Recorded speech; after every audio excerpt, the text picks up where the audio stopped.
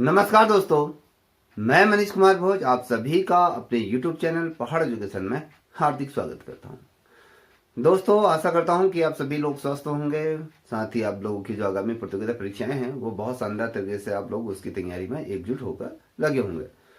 दोस्तों, मैं आज जो वीडियो आप लोगों के बीच लेके उपस्थित हुआ हूँ वो सहायक अध्यापक LT भर्ती परीक्षा का जो विषय है सामान्य विज्ञान SST से संबंधित आज का ये टॉपिक रहने वाला है।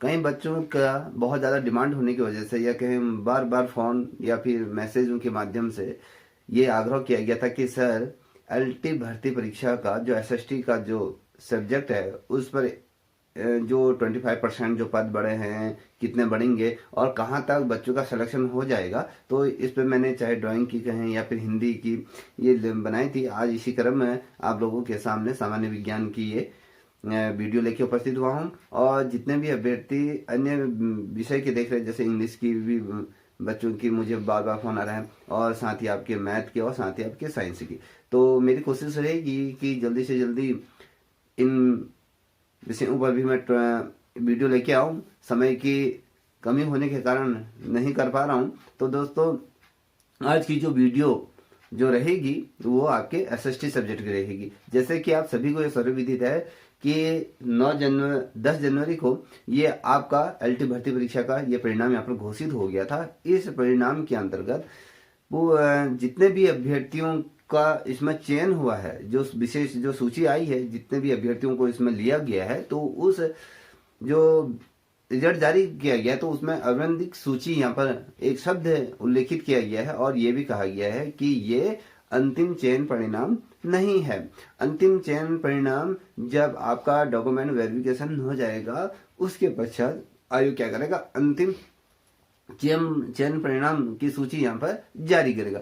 इस परिस्थिति में क्या हुआ, बच्चों ने विशेष कर अगर मैं बात करूं तो सभी बच्चों का जिस प्रकार से नाम आया तो उन सभी बच्चों को ये लगा कि यार हमारा तो सिलेक्शन हो गया। काफी लोग इसमें हर्ष उल्लासित हुए, क्योंकि जीवन का ये ऐसा क्षण होता है जहाँ पर हम प्रतियोगिता परीक्षाओं में हम उस PDF पर अपना नाम देखते हैं तो हम बहुत ही ज़्यादा खुश हो जाते हैं। कहीं ना कहीं हम ये सोचते हैं कि हमारा सपना पूरा हो गया। तो उसी के इतर अगर हम बात करें तो उस सपने को टूटने में भी कोई ज़्यादा समय सरकार ने इस बार नहीं लगाया, क्योंकि जैसे कि इसने स्पष्ट तौर पे कहते हैं कि 25% एक्स्ट्रा इसमें बच्चे निकाल दिए गए। जितने भी बच्चों का इसमें चयन होगा वो सिर्फ आपका कितना होगा, 1544 पदों पर ही अभी क्या होगा, वर्तमान समय में चयन होगा।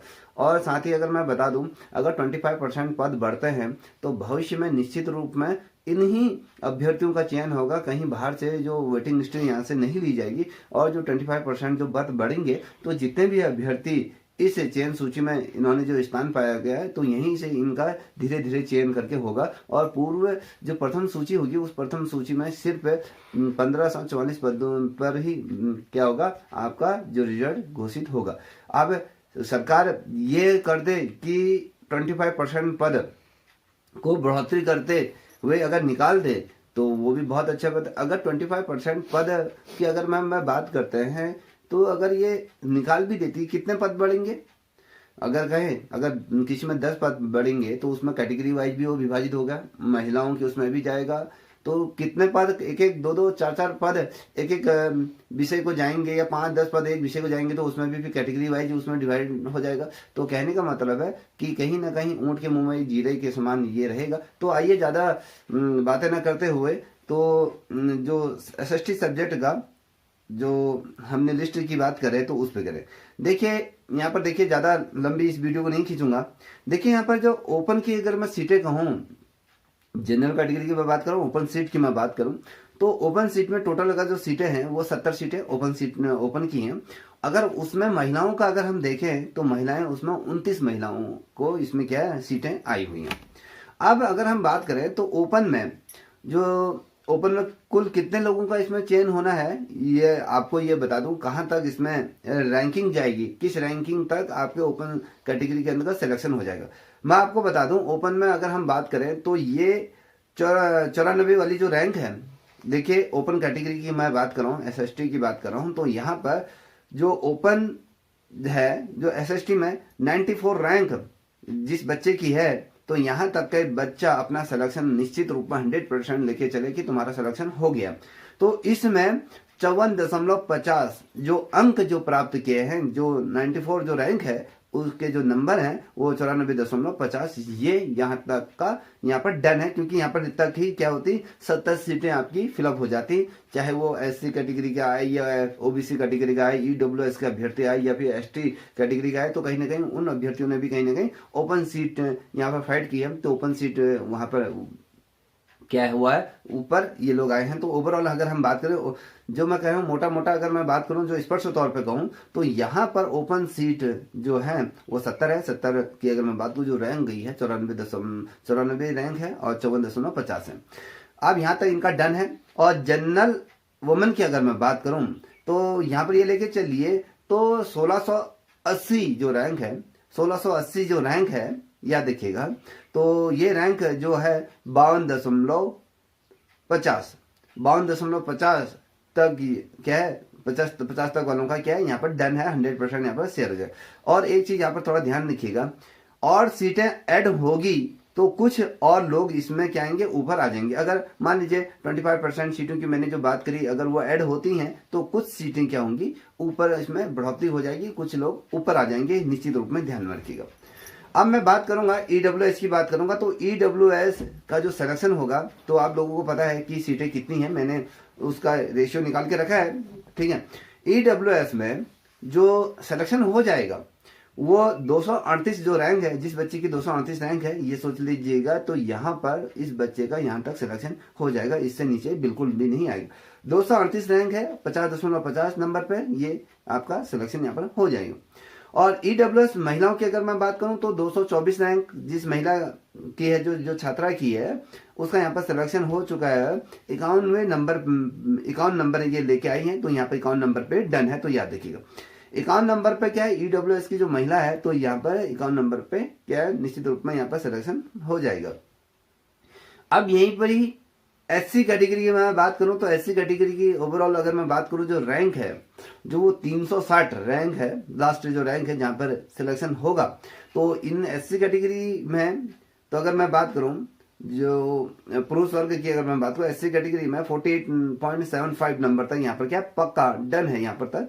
अब वहीं पर ही अगर हम महिलाओं की बात करें तो एससी कैटेगरी में 524 जो रैंक है, जो 524 रैंक है, अगर नंबर की बात करूं तो 46.75 नंबर तक का क्या है, यहाँ पर 100% यहाँ पर सिलेक्शन हो जाएगा। जो हमने जिस तरीके से गुणा भाग इत्यादि चीजें की हुई है, तो उसके आधार पर तो आप लोगों का यहाँ पर क्या है, सिलेक्शन निश्चित रूप में हो जाएगा, याद देखिएगा, ठीक है।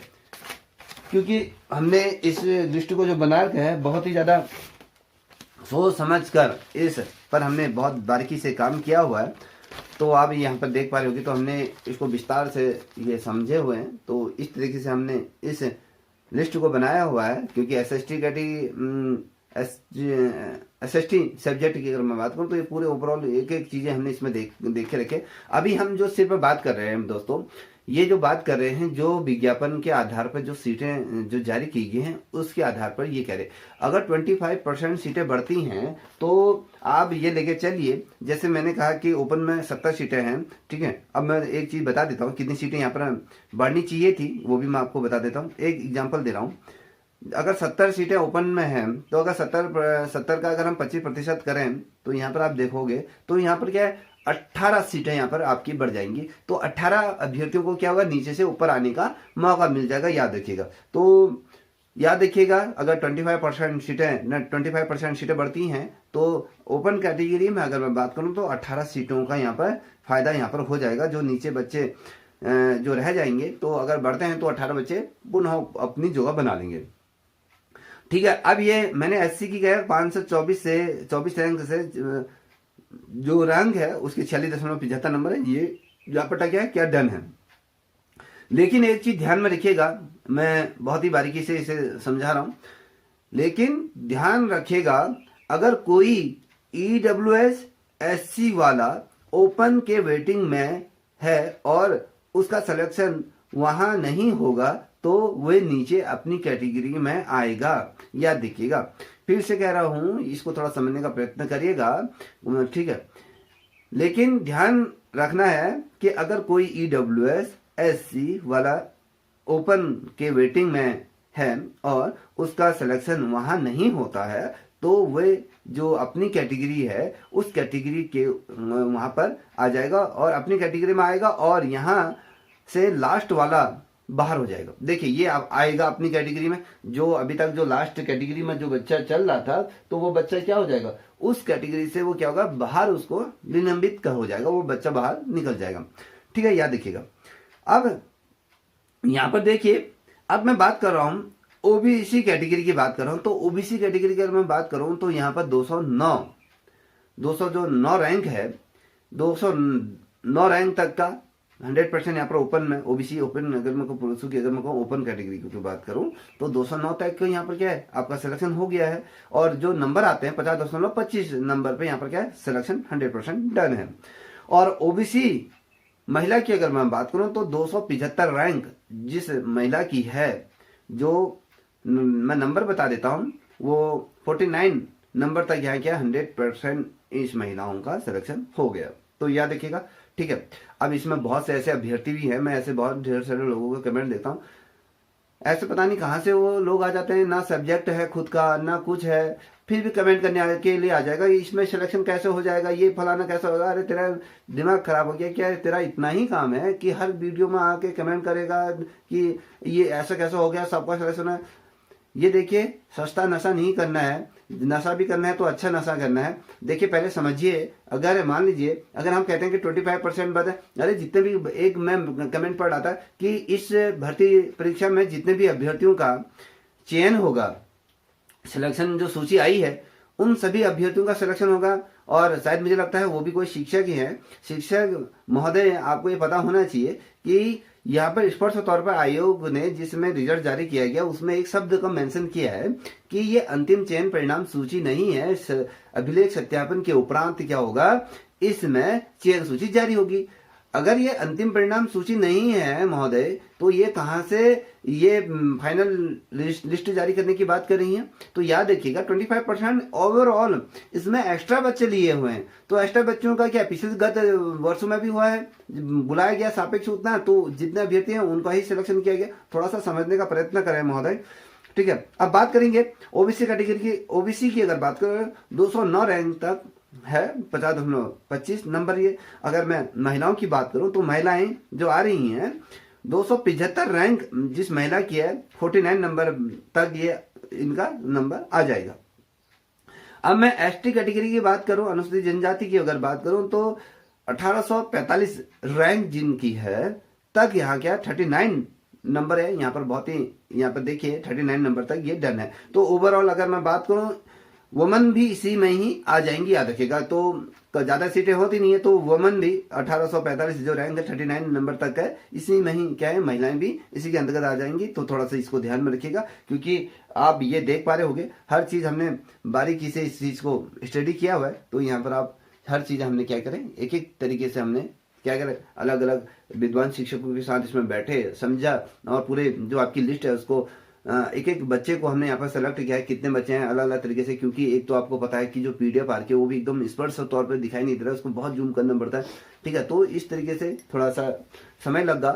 और अभी जैसे इंग्लिश की बात करें, चाहे हम आपकी मैथ की बात करें, साइंस की बात करें, जल्द ही आपकी भी ये लेके आएंगे। फिजिकल एजुकेशन के बच्चों का भी मुझे डिमांड आई थी, तो ये थोड़ा सा समय टेकिंग वाला काम है, तो इस वजह से मैं नहीं कर पा रहा था। क्योंकि हमारे अभी बोर्ड के एग्जाम भी हमें लेने हैं और प्रैक्टिकल भी लेने जाना है, तो इतना समय नहीं मिल पा रहा है कि इसी पर ही फोकस रख दिया जाए। तो आप भी इसी अपने अनुसार जो मैंने अभी बताया, तो उसी के आधार पर आप क्या कर सकते हैं, ये सीटें निकाल सकते हैं। तो आई होप, मैं तो यही दुआ करूंगा कि जो भी अभ्यर्थी जो पहले चयन सूची में जो अपना स्थान बनाएंगे, उसके उपरांत क्या है, सरकार जो 25% पदों की बढ़ोतरी की जो बात करी, वो तुरंत ही तत्काल इन पदों को बढ़ोतरी से संबंधित क्या करे, आयोग को दिशा निर्देश दे। और जिन अभ्यर्थियों का इसमें डीबी किया हुआ है तो उन सभी को भी क्या मिले, यहाँ पर नियुक्ति इनको मिले। अब सबसे बड़ी प्रश्न चिन्ह क्या बना, जिन बच्चों का इस चयन सूची में जो नाम आया था, उतनी खुशी जिस समय उनको हुई थी उससे दुगने डिप्रेशन इस समय में वो है। वो सोच रहे हैं कि मेरा सिलेक्शन होगा या नहीं होगा, होगा या नहीं होगा। इस दुविधा में वो बच्चे दिन रात कहीं ना कहीं तिल तिल कहीं ना कहीं वो अंदर से घुट रहे हैं। तो दोस्तों इस तरीके से नहीं करना है। समय बलवान है, आपको निश्चित जो तय समय में ही चीजें प्राप्त होंगी, इतना ध्यान में रख लीजिए।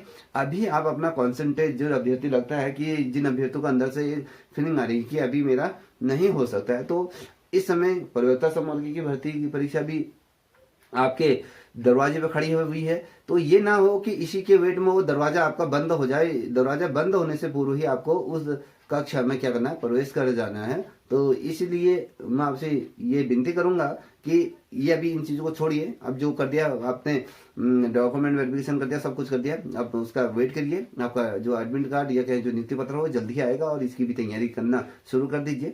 यदि जितने भी अभ्यर्थी इस वीडियो को देख रहे हैं, अगर आपको कहीं पर भी मेरी बातों से कष्ट पहुंचा हो, तो कहीं पर भी आपका हृदय मेरे वजह से, मेरे शब्दों से अगर दुखी हुआ हो, तो मैं एक बड़े भाई होने के नाते, छोटे भाई होने के नाते आप सभी से सार्वजनिक मंच पर क्षमा प्रार्थी हूँ। मैं सॉरी भी बोलना चाहूंगा। मेरा कोई भी उद्देश्य नहीं कि आपके हृदय को कहीं ना कहीं कष्ट दूं। तो इन्हीं शब्दों के साथ मैं अपनी वाणी को विराम दूंगा। तब तक इतना ही। जय हिंद, जय भारत, जय उत्तराखंड।